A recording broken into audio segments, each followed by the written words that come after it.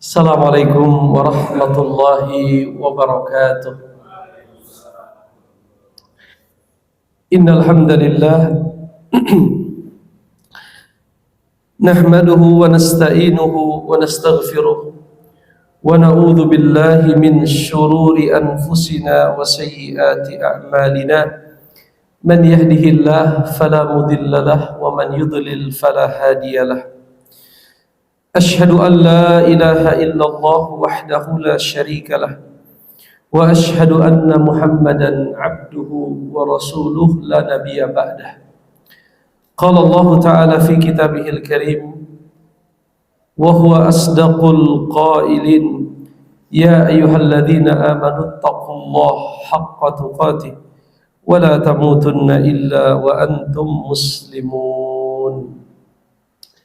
Amma ba'du, saudara-saudaraku sekalian, para shaimin dan shaimat jamaah masjid Babus Salam yang mudah-mudahan diberkahi Allah Subhanahu wa taala. Alhamdulillah, hari ke-10 tidak terasa ya. Kita sudah hari ke-10 hari ini. Artinya sudah kita habiskan sepertiga yang pertama.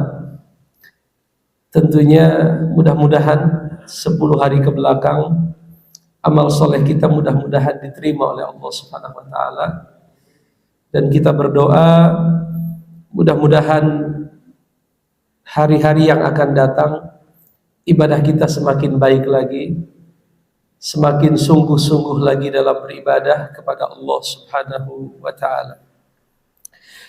Salawat beriring salam tidak lupa kita sampaikan kepada suri tauladan kita, panutan kita, baginda Rasulullah Muhammad sallallahu alaihi wasallam. Mudah-mudahan selama kita hidup di atas dunia ini, kita selalu mendapatkan kemudahan mengikuti sunnah-sunnahnya, dan mudah-mudahan kelak di yaumil qiyamah kita bisa mendapatkan syafaat dari baginda Rasulullah Muhammad sallallahu alaihi wasallam. Saudara-saudaraku sekalian, para shaimin dan shaimat rahimakumullah. Sebagaimana biasa di hari Sabtu pertama bulan April, kita akan melanjutkan pembahasan tentang tauhid. Di pertemuan yang lalu sudah kita bahas bab tentang minasyirki an-nadharu li ghairillah. Di antara bentuk perbuatan syirik adalah bernazar kepada selain Allah. Ini sudah kita bahas sebulan yang lalu. Nazar ya. Nazar itu ucapan seseorang, kalau saya sehat misalnya akan menyembelih apa? Seekor domba lillahi ta'ala. Itu disebut dengan apa? Nazar. Itu sudah kita bahas bahwa nazar adalah ibadah, maka ibadah itu niatnya harus karena Allah Subhanahu wa taala. Tidak boleh seseorang itu bernazar kepada selain Allah. Misalnya dia bernazar hendak mempersembahkan kepala kerbau untuk siapa misalnya? Nyi Roro Kidul misalnya. Jadi kalau hasil pertaniannya banyak, saya bernazar mempersembahkan seekor kambing untuk fulan.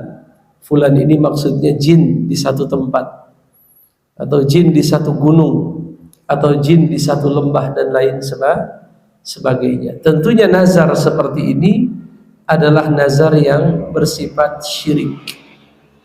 Ya, nazar yang dilarang oleh syariat. Karena nazar adalah ibadah. Dan ibadah adalah hak Allah Subhanahu wa ta'ala. Oleh karenanya Allah memuji orang-orang yang memenuhi nazarnya. Allah berfirman, yufuna bin nadri. Mereka adalah orang-orang yang selalu memenuhi apa? Nazar.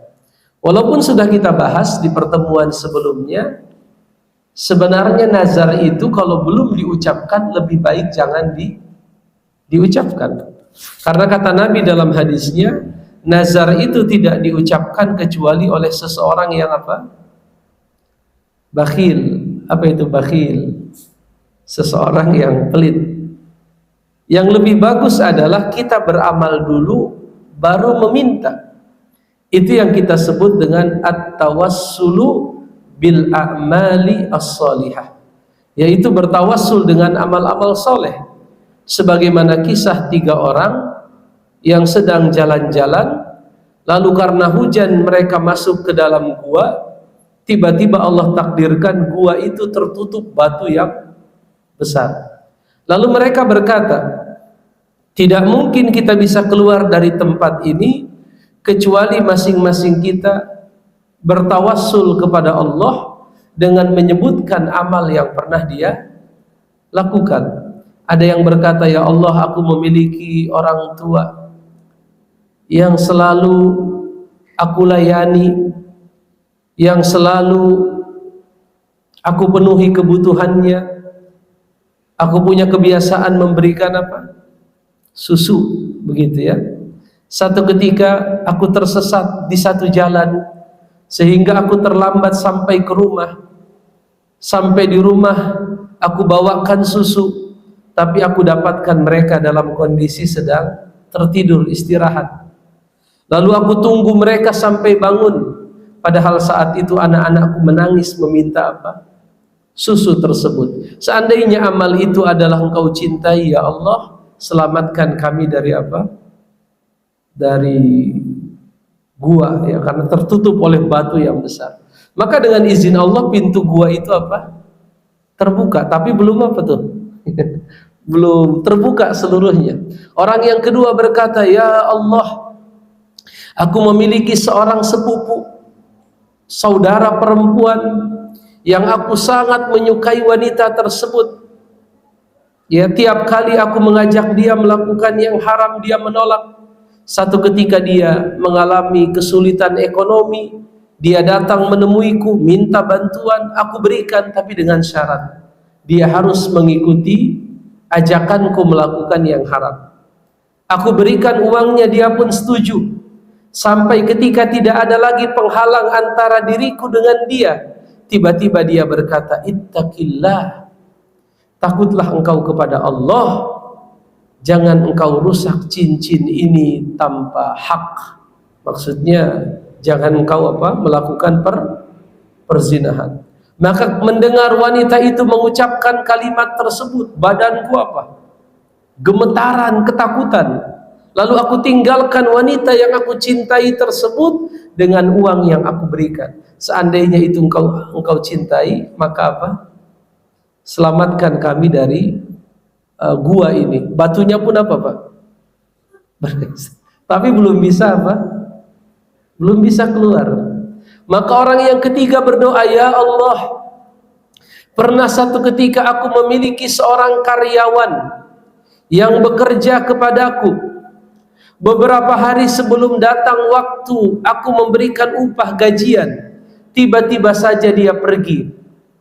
Karena aku khawatir uang itu hilang, maka aku belikan beberapa ekor apa?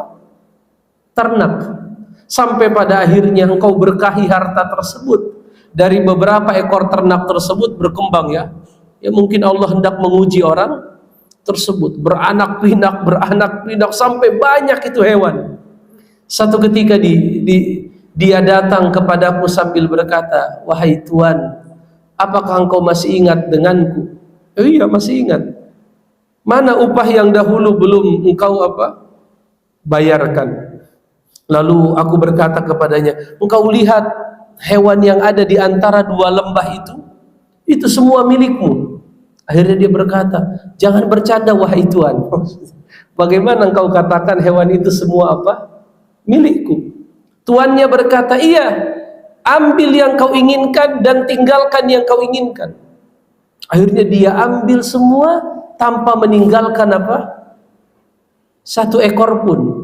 Kalau seandainya itu ikhlas karenamu ya Allah, maka selamatkan kami dari apa? Dari dalam gua gua ini. Dengan takdir Allah, batu itu pun apa?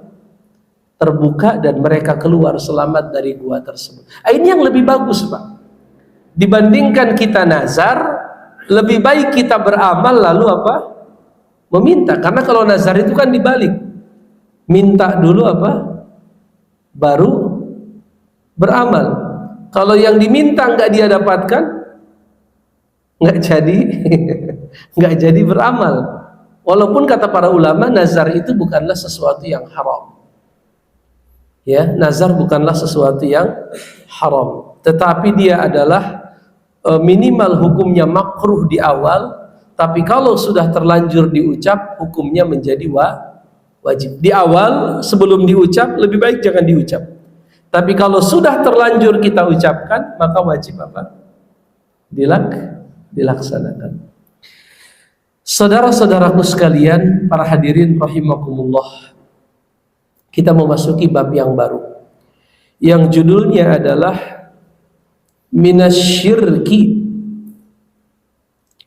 Di antara contoh kesyirikan, al-isti'adzatu bi ghairillahi ta'ala, memohon perlindungan kepada selain Allah. Ada tidak, Pak, di masyarakat kita sebagian umat Islam yang minta tolong kepada selain Allah? Ada atau tidak? Saya dulu masih ingat saat masih kecil, ya, kita dan kawan-kawan biasa kalau melewati satu tempat yang orang bilang apa? Angker atau kita akan mengucapkan pang numpang kan begitu. Kenapa kita mengucapkan itu? Sebagai bentuk isti'adzah, memohon perlindungan agar saat kita melewati tempat itu kita tidak diapakan? Tidak diganggu. Ya, tidak diganggu. Itu bentuk apa namanya? Isti'adzah. Atau ada tempat-tempat tertentu, misalnya kalau di Jakarta kita lihat di acara-acara misteri, ada beberapa tempat yang kalau kita lewat situ harus pencet klakson berapa? 3 kali. Apa namanya katanya? Terowongan Casablanca atau apa? Titin. Dan orang banyak yang percaya saja begitu. Dan mereka yakin kalau itu tidak dilakukan, maka mereka akan mengalami kemalangan, akan mengalami musibah dan lain sebagainya. Atau masih ada di antara kaum muslimin, mohon maaf, yang ketika mereka melakukan pesta, melakukan kenduri, melakukan acara besar, mereka buat semacam sesajen. Kalau di Bogor namanya ancak, pernah dengar Bapak? Ancak. Dari anyaman dari anyaman bambu seperti itu, dibuat tali plastik, tali rapia, digantung sisi-sisinya begitu, diikat di bawah pohon biasanya. Ada telur, ada ayam, ada apa lagi? Kopi pahit, lisong. Karena waktu kecil saya sama kawan-kawan sering oh ini ada hajatan nih, yuk kita ke sana yuk. Karena kita udah tahu itu di pohon mana yang biasa dipasang yang begitu. Kita pergi ke situ, ya namanya anak-anak nggak paham, ya kita yang makan itu. Kita yang makan. Dan masyarakat kalau tidak melakukan itu, mereka khawatir terjadi sesuatu yang berbahaya. Nah, contoh-contoh yang saya sebutkan itu dalam bahasa Islam namanya isti'adzah. Dari kata ista'adza yasta'idzu isti'adzan, fahuwa musta'idzun. Apa artinya? Ista'adza yasta'idzu, dari mirip dengan kalimat ista'ana yasta'inu, meminta perlindungan. Seharusnya yang sesuai dengan syariat, Allah firmankan dalam Al-Quran, wa imma yanzaghannaka minasyaitani nazghun fasta'idz billah. Kalau kalian, kata Allah Subhanahu wa ta'ala, diganggu oleh setan, maka mintalah pertolongan kepada siapa? Allah Subhanahu wa taala. Surat Al-Fussilat ayat 36. Ketentuannya seperti itu. Wa imma yang zagannaka minasyaitani nazgun fastaiz billah. Kalau kalian diganggu oleh setan, merasa takut, merasa khawatir, fastaiz billah. Apa itu fastaiz billah? Mintalah perlindungan kepada Allah. Dengan lapas apa, Pak? Banyak ya. Boleh Bapak mengucapkan a'udzubillah. Aku memohon perlindungan kepada Allah. Atau boleh juga apa? A'udzubillahis samiil alimi minasyaitani rajim. Boleh ya. Atau boleh juga Rabbi a'udzubika min hamazatis syayatin. Itu lapasnya. Rabbi, ya Allah, ya Tuhanku, a'udzubika, aku mohon perlindungan kepadamu, min hamazatis syayatin, dari godaan setan. Ada lagi tidak? Ada lagi, a'udzu bikalimatillahi tammati min syarri ma khalaq. A'udzu, aku memohon perlindungan, bikalimatillahi, dengan kalimat-kalimat Allah at-tammati, yang sempurna, min syarri ma khalaq. Atau kita membaca dua surat yang biasa disebut al-mu'awwidzatain. Surat apa, Pak? Al-mu'awwidzatain. Dua surat yang dimulai dengan kata a'udzu. Kul a'udzu. Apa itu al-mu'awwidzatain? Al-Falaq dan An-Nas. Kul a'udzu birabbin nas. Katakan aku berlindung kepada Tuhannya apa? Manusia. Kul a'udzu birabbil falaq. Apa al-falaq artinya, Bapak? Waktu pagi, waktu subuh ya. Kul a'udzu birabbil falaq, aku berlindung kepada falaq. Itu harusnya begitu. Tetapi masih ada sebagian masyarakat kita, entah mungkin karena faktor tidak paham atau faktor yang lain, tradisi ya, mereka ketika diganggu setan malah apa? Bukan bertawus, tapi apa? Tadi pang-numpang, pang-numpang-numpang atau apalagi istilahnya. Kalau orang Arab ngucapinnya begini, Pak. A'udzu bisayyidi hadzal wadi min sufaha'il qaum. Kalau diartikan ke dalam bahasa Indonesia mirip-mirip dengan apa? Pang-numpang-numpang anak apa? Anak apa, Pak? Anak Adam. Pang numpang-numpang anak Adam apa? Numpang lewat. Itu biasanya kita ucapkan, mohon maaf kalau kita pengen buang air kecil. Tapi tempat yang kita lewati itu apa? Orang bilang angker. Saya dulu melewati masa kecil di daerah Bogor Barat, daerah Lewiliang sana. Itu di zaman-zaman saya kecil itu masih banyak yang begitu-begitu. Ya, di daerah dekat kali, ada kali di sana, di daerah Bogor Barat ya, belum nyampe Lewiliang, itu ada kali-kali Ciaruten. Ada prasasti di situ Tarumanegara. Prasasti kerajaan apa? Tarumanegara. Itu ingat sekali, di situ di pinggir kali ada batu besar, Pak. Batu pinggir kali apa? Besar. Nah, itu keyakinan kita waktu masih kecil, kalau kita lewat situ harus melempar batu kerikil 3 kali. Jadi mirip kayak melempar apa? Jumrah. Itu sih. Entah udah puluhan tahun nggak ke sana, entah masih ada atau tidak. Kalau dulu kita lewat situ, orang bilang batu naga, disebutnya batu apa? Batu naga. Itu kalau kita lewat situ, kalau kita nggak mau diganggu sama apa? Sama jin, maka kita ambil 3 buah apa? Batu, kemudian kita lempar begitu. Ya itu, lempar apa namanya? Lempar batu, lempar jumrah, jamar itu kan kerikil. Nah, itu masih banyak di masyarakat kita tradisi-tradisi seperti itu. Nah, ini menjadi tugas kita bersama, bagaimana kita memberikan semacam pemahaman kepada masyarakat bahwa perkara tersebut walaupun terdengar sederhana, terdengar biasa saja, padahal ini adalah perbuatan yang disepakati oleh para ulama sebagai perbuatan kesyirikan. Perbuatan apa, Pak?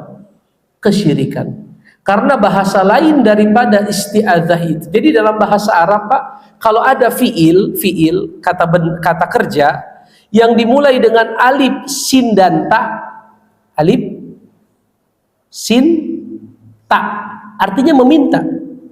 Betul, alif, sin, ta.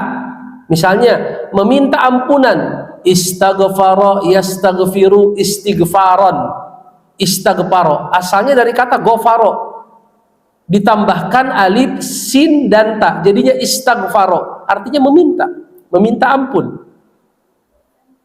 Atau misalnya ista'ana, yasta'inu, isti'anatan, artinya apa? Meminta tolong. Istaghatha, yastagithu, istighatsatan.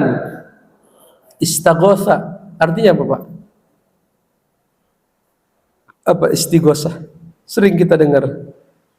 Zaman dulu, zaman Presiden Gus Dur ya. Istighosah kubro itu terkenal. Apa itu istighosah, Pak? Meminta tolong juga. Cuman bedanya kalau istighosah itu apa istilahnya ya? Mendesak. Kondisinya mendesak, maka kita beristighosah. Ada lagi istisqa. Apa itu istisqa? Minta hujan. Istikharah. Istikharah. Salat istikharah. Meminta petunjuk. Jadi kalau kita ada dua hal yang mubah dan kita bingung yang mana yang lebih baik dari dua hal itu, maka kita salat 2 rakaat, kemudian kita berdoa, ya, istikharah, minta apa? Petunjuk. Yang pasti setiap kata kerja yang kemasukan alif, sin dan ta itu menunjukkan apa? Permohonan. Dan permohonan dalam bahasa agama itu disebut dengan ad-du'a. Apa, Pak? Ad-du'a. Doa bahasa kitanya. Dan yang namanya doa adalah ibadah. Dan yang namanya ibadah hak siapa? Hak Allah. Kalau ibadah itu kita berikan kepada selain Allah, berarti kita sudah melakukan apa? Syirik sederhana. Walaupun masyarakat, ini kan biasa aja Ustaz. Ini tradisi. Ya iya. Tradisi ada dua. Ada yang sesuai dengan syariat, itu kita jaga, kita lanjutkan. Ada tradisi yang tidak apa? Sesuai dengan syariat. Tentunya syariat didahulukan. Karena kenapa? Syariat itu aturan dari Tuhan, aturan dari Allah yang maha sempurna, pasti benar, pasti maslahat. Adapun tradisi itu hasil kebudayaan manusia, dan itu tidak bisa dilepaskan dari lingkungan di mana dia hidup. Kebudayaan itu kan nggak bisa kebudayaan orang gunung beda dengan apa? Kebudayaan orang apa? Pesisir. Beda dengan kebudayaan orang apa? Orang gurun misalnya, beda-beda. Ya, ada faktor kebudayaan, faktor interaksi dengan dunia luar dan lain sebagainya. Oleh karenanya, ketika ada satu tradisi yang itu bertentangan dengan syariat, maka yang didahulukan jelas adalah apa? Syariat. Jelas atau tidak? Kadang di kita juga, mohon maaf ya, ada keyakinan-keyakinan isti'azah bukan dalam bentuk ucapan, tapi dalam bentuk perbuatan. Misalnya kalau orang lagi hamil dikasih peniti, supaya apa itu, Pak?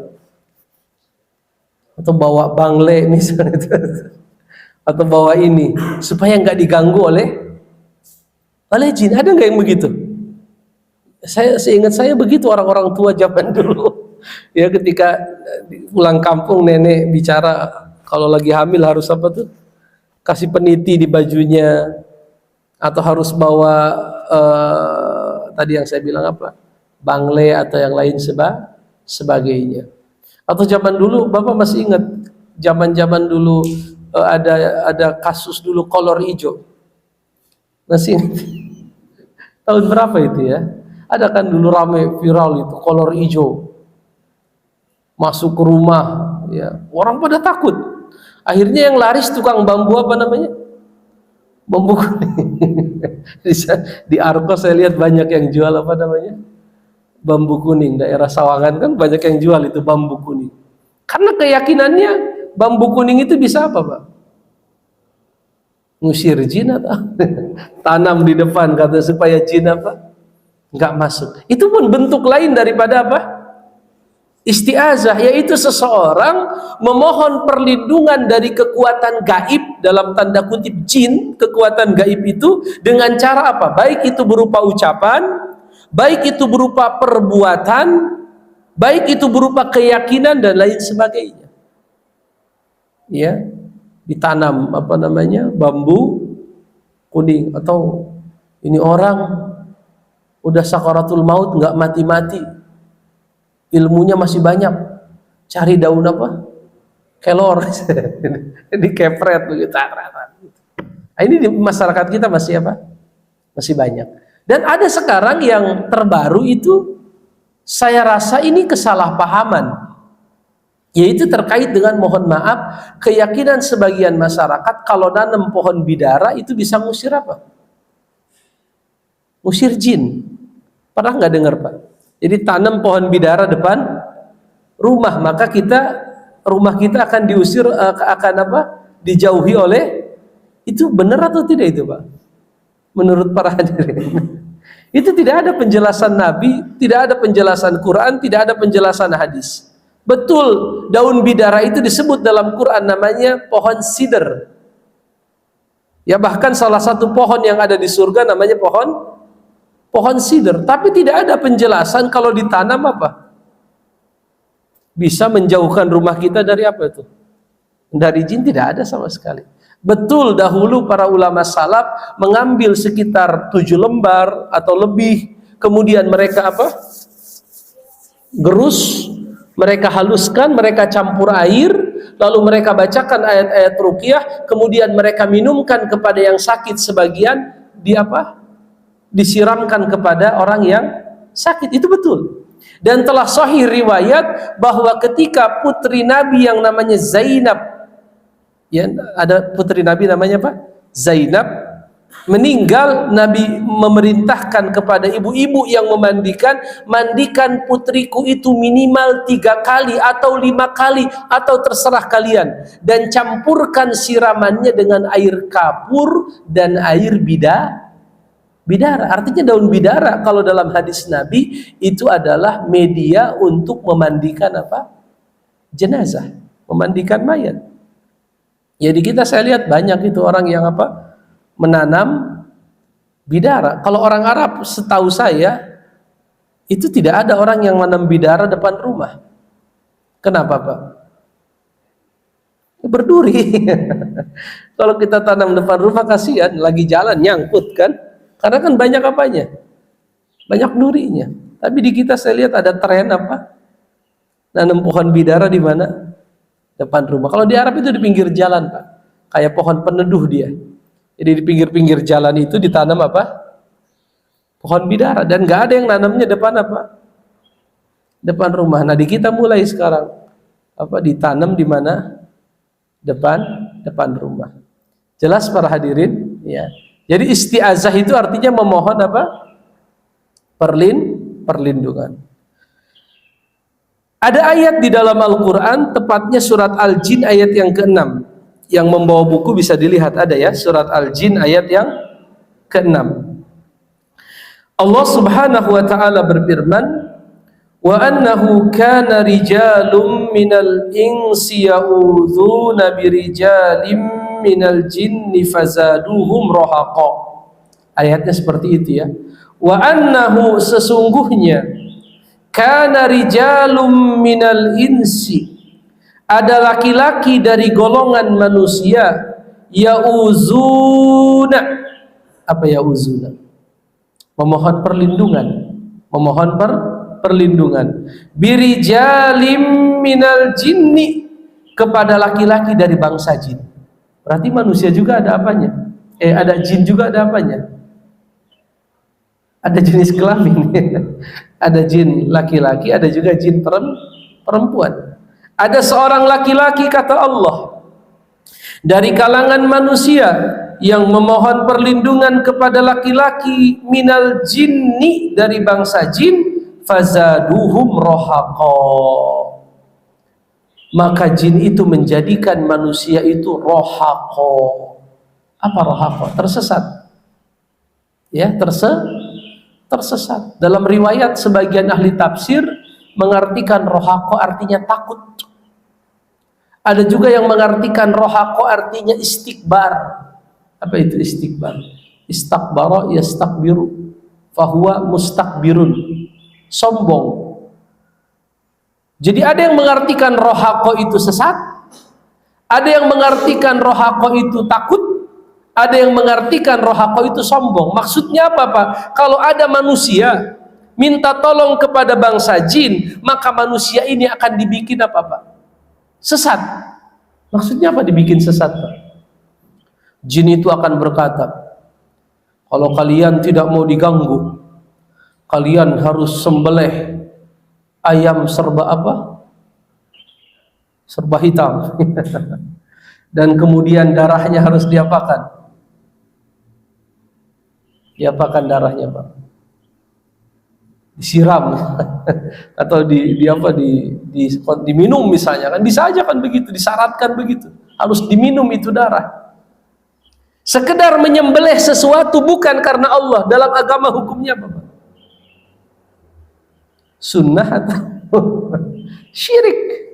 Fasholli li rabbika wanhar. Salatlah dan menyembelihlah hanya semata-mata karena Allah. Inna sholati wa nusuki wa mahyaya lillahi rabbil alamin. Salatku, sembelihanku semata-mata karena Allah. Dalam hadis Rasul berkata apa? La'anallahu man zabaha li ghairillah. Allah melaknat orang yang menyembelih bukan karena itu. Jin itu akan minta seperti itu. Saya pernah ditelepon oleh seorang ibu, ya, tinggal di Ciganjur. Suaminya seorang kontraktor, membuka apa lahan buat perumahan. Saya ditelepon sama si ibu. Assalamualaikum Ustaz. Waalaikumsalam. Ustadz, suami saya lagi ada proyek di daerah Sawangan, daerah sini, daerah Sawangan. Terus kenapa ibu? Iya, kita lagi ngeratain tanah. Terus tiap kali kita mulai pagi hari, pasti ada yang kesurupan. Jadi pasti ada yang apa? Kesurupan. Itu gimana Ustadz? Terus gimana ibu? Kalau udah kesurupan gimana? Mintanya macam-macam Ustadz. Jadi siapa namanya? Orang yang kesurupan itu minta apa? Iya, macam minta sesajen lah, ayam disembelih, kambing disembelih. Terus gimana menurut Ustaz? Saya bilang, waduh nggak bisa bu, ya nggak usah diikutin. Tapi kalau nggak diikutin nanti tiap pagi akan ada yang apa? Kesurupan. Saya bilang enggak, ya Allah apa namanya? Kalau ibu yakin, ya ibu tawakal kepada Allah. Saya ajarin doa-doa. Ibu baca di pagi hari misalnya apa? 10 ayat surat Al-Baqarah. 10 ayat surah Al-Baqarah. 4 ayat pertama berarti dari Alif Lam Mim sampai walladzina yu'minuna bima unzila ilaika wa ma unzila min qablika bil akhirati hum yuqinun. Itu kan 4 ayat tuh. Disambung dengan Al-Baqarah 255 ayat kursi. Ayat setelahnya la ikraha fiddin, dan ayat setelahnya Allahu waliyul ladzina amanu yukhrijuhum minaz zulumati ilan. Udah 7 kan? Di awal 4 ayat, di tengah 3 ayat. Terus saya bilang ibu baca 3 ayat terakhir Al-Baqarah. Lillahi ma fis samawati wa ma fil ardi in tubdu ma fi anfusikum aw tukhfuhu yuhasibukum bihillah. Setelah itu ibu baca surat Al-Ikhlas 3 kali, Al-Falaq 3 kali, An-Nas 3 kali, lalu ibu siram air apa? Di sekitar proyek. Insya Allah Allah subhanahu wa ta'ala akan memberikan apa? Perlindungan. Dan alhamdulillah Pak, alhamdulillah setelah apa namanya itu dilakukan, Allah subhanahu wa ta'ala memberikan apa? Perlindungan. Tapi kalau diikuti 1 kali, apa yang akan terjadi Pak? Nah, iya, nagih dia. Ini yang Allah sebut fazaduhum rohaqa. Maka jin itu akan menjadikan mereka tersesat. Tapi mungkin ada pertanyaan begini, Ustadz, bukankah jin itu sebagian ada jin yang muslim? Betul, saya setuju. Di surat Al-Jin kan Allah sebutkan wa anna minnal muslimuna wa minna duna zalik. Ada yang Islam, ada juga yang tidak Islam. Cuman masalahnya kita sulit membedakan mana yang jin apa. Kalau manusia kan bisa dilihat apanya tuh Pak? KTP. Mana KTP-nya? Tapi kalau jin nggak bisa. Oleh karenanya hukum asalnya kita dilarang untuk meminta apapun kepada mereka. Makanya di sini di ayat ini, di surat Al-Jin ayat yang ke-6, Allah tidak membedakan antara jin muslim dengan jin yang kafir, sama karena beda alam. Beda alam ya. Mereka melihat kita sedangkan kita apa? Tidak bisa melihat mereka. Innahum yarakum huwa wa qabiluhu min haitsu la tarawnahum. Mereka bisa melihat kalian, kata Allah, sedangkan kalian apa? Tidak bisa melihat mereka. Jelas para hadirin? Jadi surat Al-Jin ayat yang ke-6, Allah Subhanahu wa taala mengabarkan kepada kita satu realita bahwa saat manusia minta tolong kepada selain Allah, jin, maka dia akan menjadi rohaqa. Apa itu rohaqa tadi? Tersesat. Jelas ya? Baik. Kita memasuki dalil yang kedua. Ini dalil yang kedua ini luar biasa, menjadi solusi pengganti apa? Pangnumpang. Ini penggantinya. Coba kita lihat. Hadis ini riwayat Imam Muslim, berarti hadisnya apa? Sahih ya. Riwayat Imam Muslim. Dari seorang wanita yang merupakan sahabiyah, yaitu wanita yang bertemu dengan Nabi yang bernama Khawlah binti Hakim. Khawlah binti Hakim berkata, aku mendengar Rasulullah sallallahu alaihi wasallam bersabda, "Man nazala manzilan." Barang siapa yang mendatangi satu tempat, lalu dia berkata, "A'udzu bikalimatillahi tammati min syarri ma khalaq." Aku memohon perlindungan kepada Allah dengan kalimat-kalimat Allah yang sempurna, min syarri ma khalaq, dari keburukan yang dia ciptakan. Karena semuanya kan diciptakan oleh Allah, betul tidak? Jin siapa yang menciptakan? Ular siapa yang menciptakan? Kalajengking siapa yang menciptakan? Semua Allah yang menciptakan. Ya, oleh karenanya tidak ada tempat perlindungan terbaik selain kepada yang menciptakan. Siapa itu?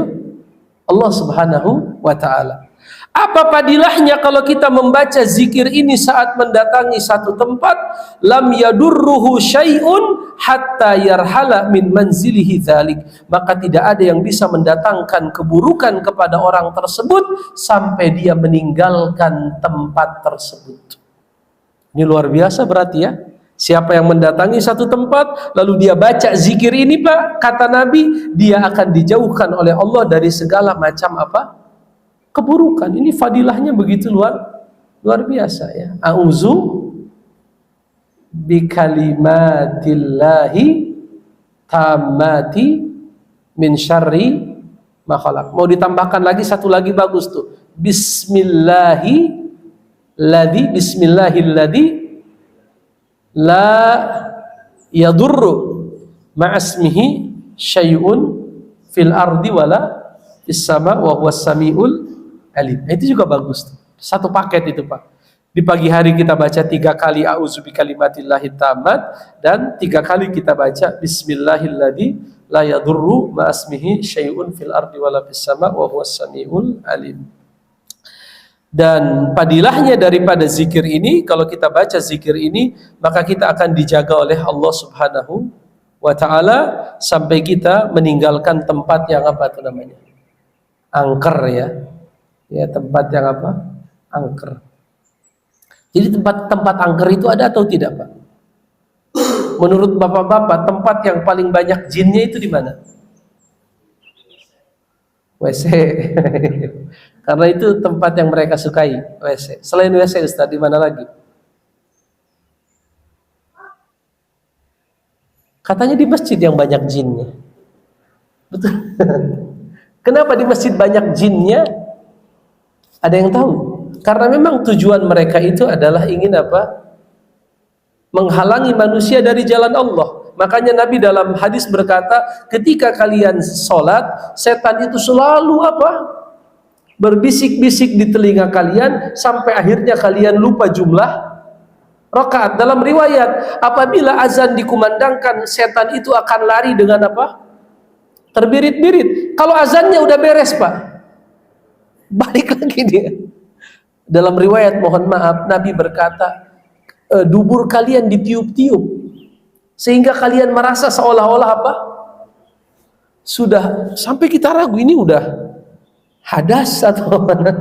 Iya, makanya kata para ulama yang banyak setannya di mana? Di masjid. Dan tempat yang paling sedikit setannya di mana, Pak? Di kuburan. Di kuburan itu paling sepi setan. Ya karena kan di situ orang pensiun semua. Artinya nggak bisa digoda lagi sama mereka, nggak bisa disesatkan lagi, sudah selesai. Amal bukunya sudah diapain itu? Sudah ditutup, udah tutup buku. Tapi kalau di film yang paling serem itu apa? Kuburan gitu. Padahal dalam hadis tidak, bukan kuburan, pasar. Pasar itu paling banyak tuh setannya. Pasar, toilet. Lalu Nabi katakan ya di masjid ya, karena dia marah melihat apa? Dan dia berjanji di Quran itu apa? La aqudanna lahum siratal mustaqim. Akan aku halangi mereka dari jalanmu yang lurus ya. Oleh karenanya setan tidak suka melihat manusia beribadah. Wallahu a'lam bishawab. Ini barangkali beberapa poin yang bisa kita bacakan di kesempatan pagi yang berbahagia ini. Selebihnya kita diskusi, tanya jawab. Jika ada yang ingin ditanyakan, silahkan. Ibu-ibu pun boleh ikut bertanya ya. Silahkan.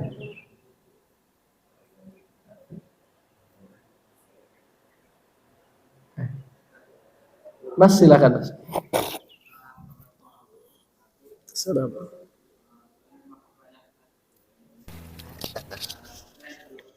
Dua pertanyaan.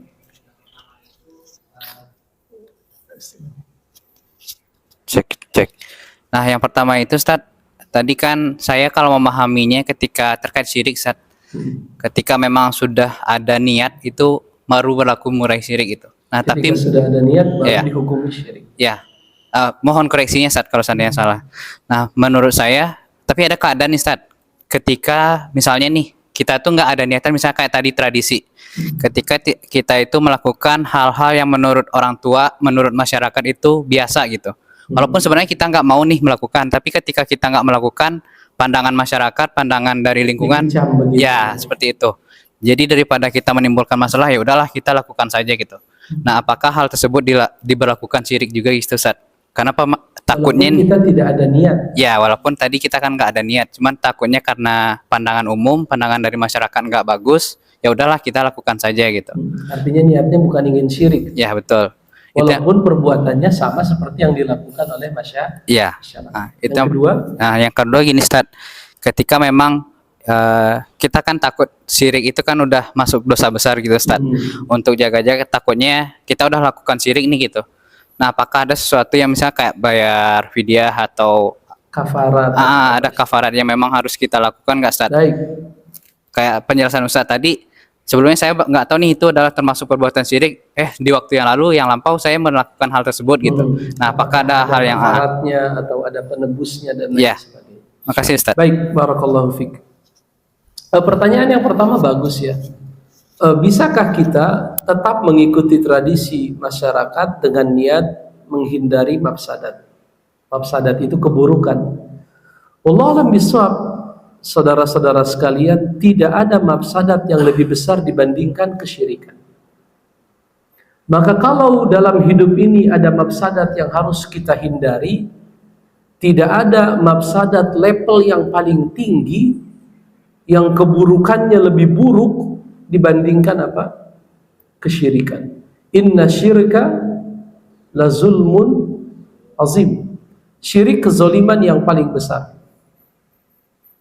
Innahu may yusyrik billah faqad harramallahu alaihil jannah. Al-Quran. Sesungguhnya siapa yang menyekutukan Allah, Allah haramkan untuknya surga. Di ayat yang lain Allah berfirman, la in asyrakta la yahbatanna amaluk. Kalau kamu jatuh kepada kesyirikan, terhapuslah amal ibadah yang kamu lakukan. Dalam ayat yang lain, innallaha la yaghfiru ayyushraka bih. Allah tidak mengampuni dosa yang namanya syirik. Saya akan banyak toleran dengan keluarga, dengan tetangga dalam hal-hal yang bersifat mubah, dalam hal-hal yang sifatnya khilafiyah fikih. Tapi saya tidak diberikan ruang oleh syariat untuk bertoleransi dengan segala bentuk apa? Kesyirikan. Kalau memang kita sudah yakin bahwa apa yang dilakukan itu berpotensi besar menimbulkan kesyirikan, maka tidak ada toleransi. Walaupun alasannya ingin menghindar dari apa? Mafsadat. Karena dalam definisi agama tidak ada mafsadat atau madorot yang lebih besar, lebih buruk, lebih jelek daripada apa? Kesyirikan. Ya, saya akan banyak bertoleransi dalam masalah-masalah khilafiyah. Ya, misalnya masalah kunut, antara yang kunut dengan tidak kunut, ya saya tergantung imamnya. Imamnya kunut, saya kunut, imamnya enggak kunut. Karena ya masalah khilafiyah namanya. Saya bertoleransi dalam masalah apa namanya? Masalah-masalah namanya ijtihadiyah. Khususnya dalam masalah ekonomi kontemporer namanya perbankan, itu banyak khilaf. Apa hukumnya transaksi ini, banyak perbedaan pendapat. Dan saya akan berusaha melapangkan dada saya, walaupun saya mengambil pendapat yang menurut saya lebih apa? Lebih kuat, kan begitu. Tapi itu tidak berlaku kalau sudah kaitan dengan apa? Kesyirikan. Itu tidak ada toleransi dalam masalah apa? Kesyirikan. Kesyirikan harus apa? Tegas, hitam putih. Mana yang tauhid itu harus kita jaga, ya, dan mana yang syirik ya kita ingkari. Walaupun mengingkari itu kan tiga ya. Kalau kita memiliki kekuatan, maka ingkarilah dengan apa? Kekuatan. Kalau tidak punya kekuatan, maka dengan lisan, yaitu menasehati dengan cara yang baik. Kalau tidak bisa mampu dengan lisan, fabiqalbihi, mengingkari dengan hati, wadzalika ad'aful iman. Dan mengingkari dengan hati adalah keimanan yang paling lemah. Jelas akhi ya. Dan juga ada poin lain yang harus kita pahami, bahwa niat yang bagus, misalnya kita niatnya cuma menghindari fitnah, niat yang bagus itu harus diikuti dengan cara yang bagus. Para ulama mengatakan syarat diterimanya ibadah bukan semata-mata niat yang bagus, tapi cara yang bagus. Kalau niatnya bagus tapi caranya nggak bagus, jatuhnya nggak bagus. Ada seseorang berniat ingin bersedekah kepada orang-orang miskin, orang-orang fakir. Caranya bagaimana? Dia datangi rumah orang-orang kaya yang bakhil, yang tidak mau bayar zakat. Dia masuk ke dalam rumah itu, dia apa? dia garong dia curi, dia maling, dia ambil hartanya, dia bersumpah dalam hatinya, demi Allah 1 rupiah pun nggak akan saya makan. Itu niat dia bagus nggak? Bagus, tapi caranya ketika niat yang bagus bercampur dengan cara yang tidak bagus, plus tambah minus, jadinya kalau minus jadi apa tuh? Jadi nggak bisa. Jadi kalau yang bagus dicampur dengan yang jelek, jatuhnya apa? Jelek. Tapi jangan juga dibilang nanti berarti jelek-jelek jadi plus sih. Enggak juga seperti itu. Jelas akhi ya. Jadi ya kita boleh banyak bertoleransi dalam hal-hal yang mubah, dalam hal-hal yang sifatnya furu', khilafiyah, fiqhiyah. Masalah namanya kalau dalam Islam ijtihadiyah, tapi masalah tauhid kokoh. Walaupun kokoh di sini 3 tahap. Kalau kita punya kekuatan dengan kekuatan, kerahkan apa? Satpol PP. Kalau punya kekuatan. Jangan malah dijadikan cagar budaya atau dianggap kearifan lokal. Kesyirikan itu di beberapa tempat dianggap kearifan lokal. Bagaimana kearifan lokal? Bertentangan dengan akidah mayoritas kaum muslimin ya. Yang kedua, kalau tidak bisa punya kekuatan ya dengan lisan. Kalau tidak, yang terakhir Ya. Yang pertanyaan kedua tadi tentang apakah ada kafaratnya? Terkait dengan kesyirikan yang ada hanyalah taubatan nasuha. Kata Imam An-Nawawi rahimahullahu taala, taubatan nasuha itu adalah at-tarku wan nadamu wal azmu. At-tarku, apa artinya at-tarku? Kalau kita sadar apa yang pernah kita lakukan itu adalah dosa, langsung tinggalkan. Tinggalkan. Ya. Yang kedua adalah an-nadam. Apa itu an-nadam? Penyesalan. Dalam hadis Nabi berkata, an-nadamu huwa taubah. Penyesalan pernah melakukan sesuatu itu adalah tobat. Yang ketiga adalah al-azm, al-azmu, yaitu tekad yang kuat di dalam hati untuk tidak mengulangi perbuatan tersebut. Jadi cukup bertobat, tidak ada kafarat. Walaupun dalam hadis dikatakan apa? Wa atbi'is sayyi'atal hasanah. Kalau kita pernah melakukan dosa di masa lalu, ikuti dengan kebaikan di masa kini. Keburukan di masa lalu diganti dengan kebaikan di masa kini. Tamhuha. Niscaya kebaikan yang datang belakangan akan menghapuskan keburukan yang datang duluan. Allah a'lam bishawab. Masih ada? Sepertinya sudah habis. Pak, silakan. Ayo, silakan. Assalamualaikum warahmatullahi wabarakatuh. Ustaz mau bertanya tentang nazar. Tentang nazar. Seumpama ada seseorang bernazar tahun lalu, tapi tahun ini lupa. Apa itu nazarnya? Apakah itu dihukumin dosa? Maksudnya dia lupa melaksanakan nazar tersebut. Apakah itu dosa? Tidak, Pak. Tidak. Sesuatu yang terjadi karena lupa dimaafkan. Ya, Allah berfirman dalam ayatnya, Rabbana la tu'akhidna in nasina aw akhtana. Ya Allah, tolong jangan hukum kami karena kami nasina, kami lupa, aw akhtana, atau kami salah, tidak tahu, tidak paham. Itu Nabi dalam hadisnya berkata, sesungguhnya permintaan kita itu sudah dikabulkan oleh Allah. Maksudnya setiap kali kita salah, kita tidak terkena dosa, tapi salahnya karena faktor apa? Lupa. Jelas? Ya tinggal dilaksanakan segera. Allah a'lam bishawab. Baik.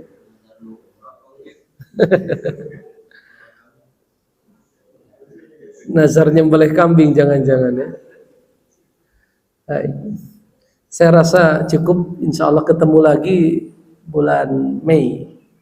Ya, kajian kita rutin setiap Sabtu pertama di awal bulan. Mudah-mudahan Allah menerima amal ibadah kita semua. Taqabbalallahu minna wa minkum. Dan mudah-mudahan 20 hari ke depan kita lebih sungguh-sungguh lagi dalam beribadah kepada Allah Subhanahu wa taala, sehingga dengannya kita mendapatkan pahala yang dilipat gandakan dan diampuni dosa-dosa kita insyaallah. Amin amin ya rabbal alamin. Subhanakallahumma bihamdika asyhadu an la ilaha illa anta astaghfiruka wa atubu ilaik. Assalamualaikum warahmatullahi wabarakatuh.